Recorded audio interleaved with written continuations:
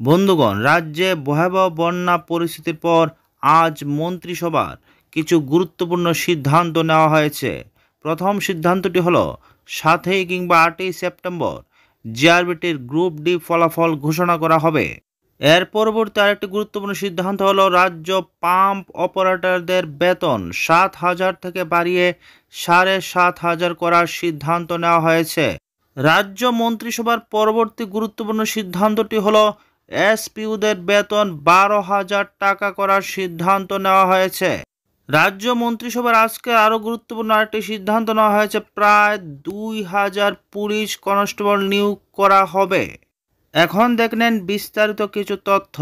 রাজ্য মন্ত্রিসভায় কিছু গুরুত্বপূর্ণ সিদ্ধান্ত নেওয়া হয়েছে বলে মহাকরণে সাংবাদিক সম্মেলনে জানালেন মন্ত্রী সুশান্ত চৌধুরী। রাজ্যের ঘটে যাওয়া বন্যা পরিস্থিতি এবং দুর্যোগপূর্ণ পরিবেশ নিয়েও মন্ত্রিসভায় আলোচনা হয়। শুক্রবার বসেছিল মন্ত্রিসভার বৈঠক। মন্ত্রিসভার বৈঠকের সিদ্ধান্তগুলি সাংবাদিকদের সামনে তুলে ধরেন শ্রী সুশান্ত চৌধুরী। মন্ত্রী শ্রী সুশান্ত চৌধুরী বলেন, বহু প্রতীক্ষিত এবং আলোচিত জেআরবিটি গ্রুপ ডি পরীক্ষার ফলাফল আগামী 7 কিংবা 8 সেপ্টেম্বর ঘোষণা করা হবে। অন্যদিকে মন্ত্রিসভায় সিদ্ধান্ত হয় আরবান এবং রুরাল এলাকায় পাম্প অপারেটরদের বেতন 7,000 থেকে বাড়িয়ে 7,500 করার সিদ্ধান্ত। এদিন মন্ত্রী আরও জানান, রাজ্য এসপিইউদের যারা কর্মরত রয়েছেন তাদের মধ্যে 265 জন রয়েছেন চালক হিসেবে। তাদের বেতন 9,540 টাকা।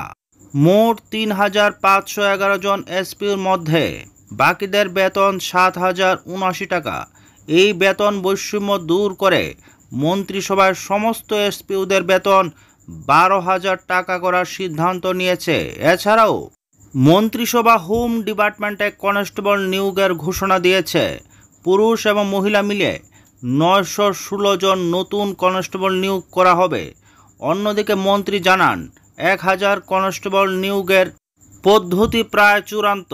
তাদের প্রশিক্ষণও শেষ হয়েছে। খুব শীঘ্রই তাদেরকে নিয়োগপত্র দেওয়া হবে। সব মিলিয়ে প্রায় 2,000 কনস্টেবল নিয়োগ হচ্ছে। এছাড়াও রাজ্যের বর্তমান পরিস্থিতি নিয়ে মন্ত্রিসভা বেশ কিছু সিদ্ধান্ত নিয়েছে বলে জানান তিনি।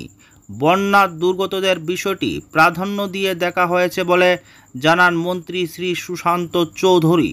ভিডিওটি ভালো লাগলে লাইক এবং চ্যানেল নতুন হলে সাবস্ক্রাইব করতে ভুলবেন না। ধন্যবাদ।